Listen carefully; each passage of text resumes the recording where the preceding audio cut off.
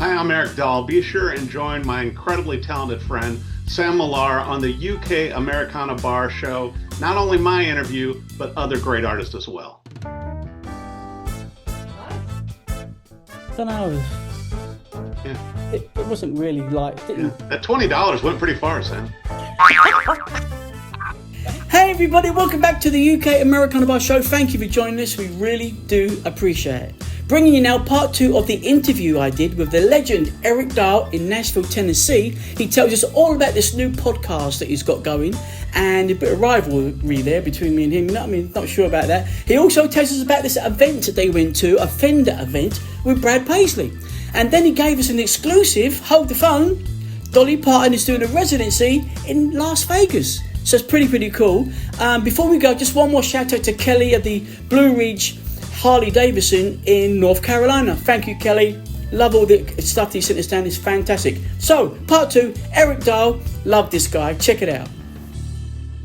And own more than a few guitars and instruments myself. So, we each have our niche, I think. B.B. King's guitar, yeah, you own his, mentioning no name. Well, I own the one that he gave me. I gave back the one that was his. So, which is still a fun story. I must tell you, it's a great story. It's one of those kind of back in the vaults kind of story that you pull out now. You've got to tell that story every time. Part 2. There was a documentary on about this guy, a famous guy in the rock world. I think he was at a Kiss. I'm not sure. And he pulled out his dream guitar and he pulled it out to the camera, and it was a Fender 1954 number 6.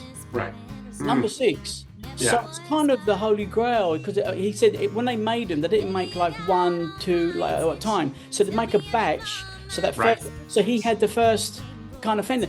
I say that because the last time we spoke, you was at this convention, or was it guitars or was it Fender? That was only a few months back.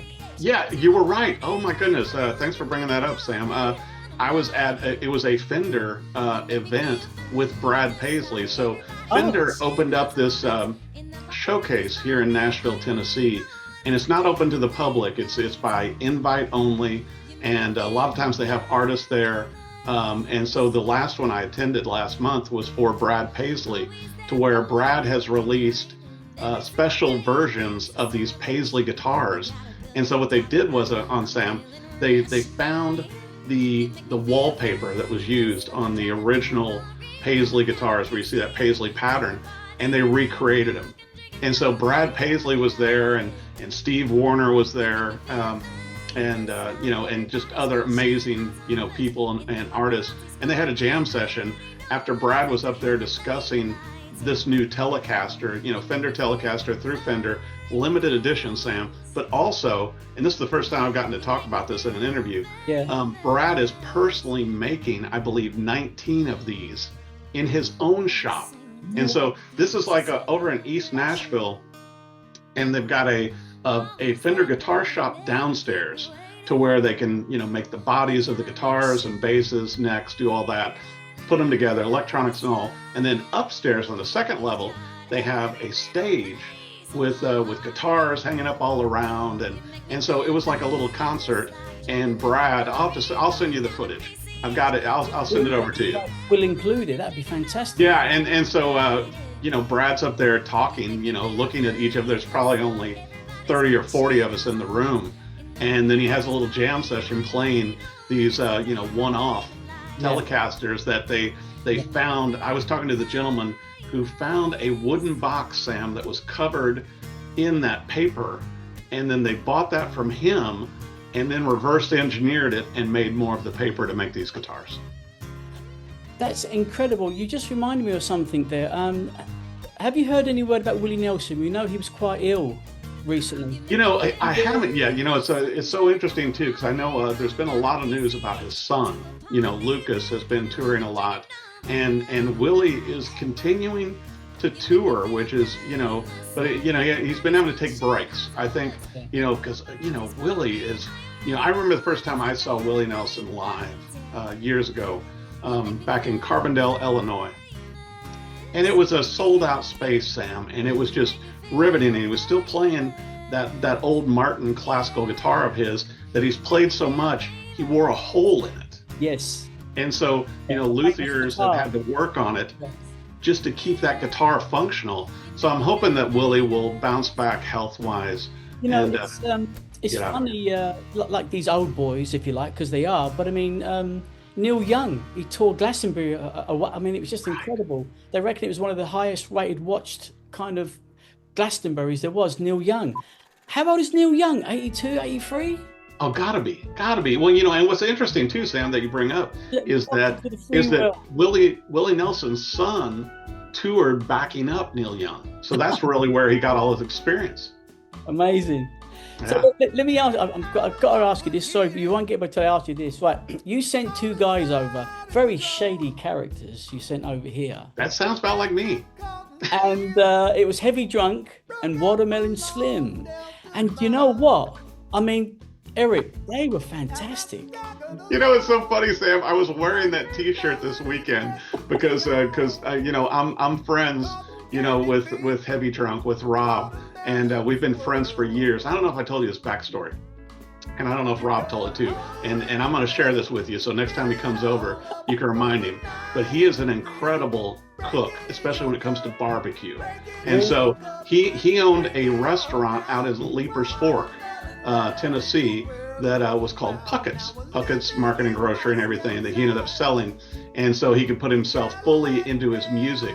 But Rob does such a great job with the music and with that latest album he came up with also, and bringing basically Watermelon Slim out of retirement. Well, and then coming over to the UK. Eric, I promise you, they tore up the UK. Everywhere they went you couldn't buy a ticket. I believe you couldn't buy a ticket. It's funny because I'd ask Heavy Watermelon Slim about playing his harp for us. And he did this beautiful rendition of Keep Your Lamp Light Burning. Oh my gosh. And it was, again, look at the videos. They're just going through the roof.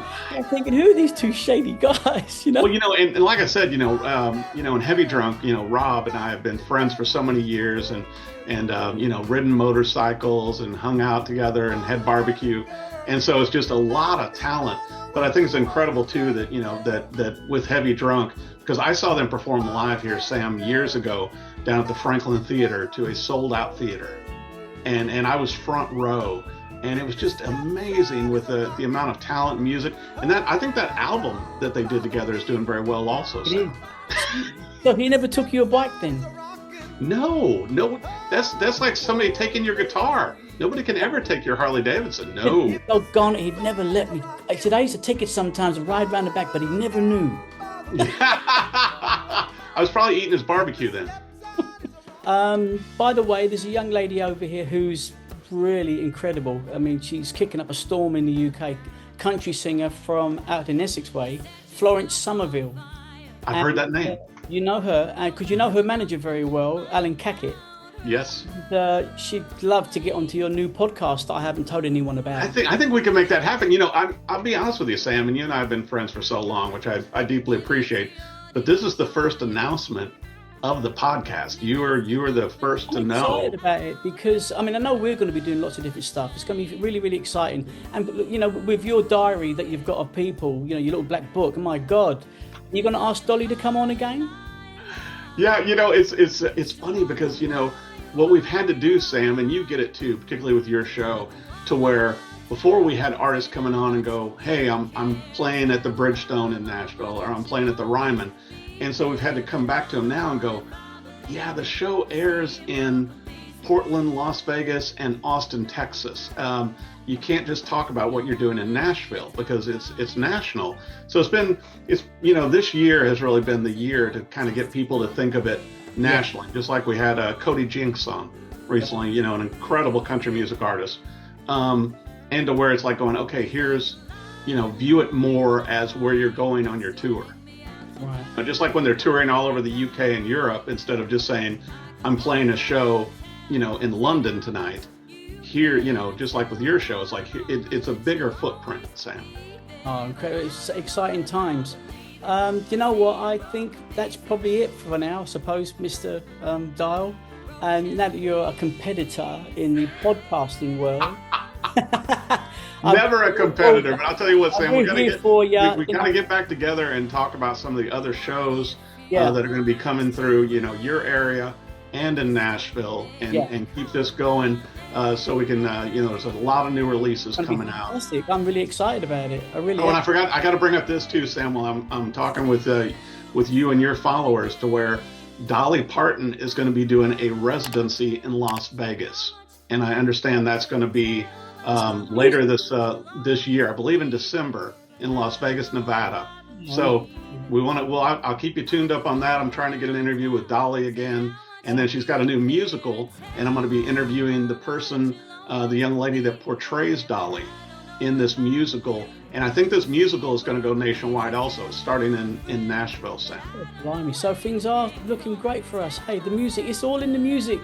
It's always in the music. That's why, as long as they keep making new music and having great artists, then you and I have a job, Sam. So look, what helps you? Can you either tell me a joke or I can ask you a question? Do you want to tell me a joke? I don't ever remember jokes. I'm horrible at jokes. Hey, come on the spot. My daughter's the one that always tells the jokes. Okay, well, let me give you a question then, Mr. Eric. Okay, I'm ready. You see how it turned away there? Is this going to involve like Bernie? It could do. Bernadine, as Bernadine. Anna tells me. So, me and Josie recently went to the Gibson factory in the West End of London. And there's some pictures on social media somewhere. And it was an amazing place. I mean, there's like 3 floors, I think. On each floor, there's like guitars and hundreds and hundreds of them. Anyway, there's one particular floor that we was on, and there was a lot of beautiful Fender Gibson guitars. Sorry. How many were there? Was there 47? Was there 87? Or was there 97? 47, 87, 97 on this one floor that me and Josie was recording on. Sam, I'm going to go with door number 87. Well, was he right or wrong? Because I can't remember. How many was there? He's right. Yeah. Yes, you're right. Well done. Yay. 87 Gibsons all around us. Tell me what I've won, Sam. Tell me what I've won. Crazy. You have won a brand new Gibson. We're getting shipped over to you.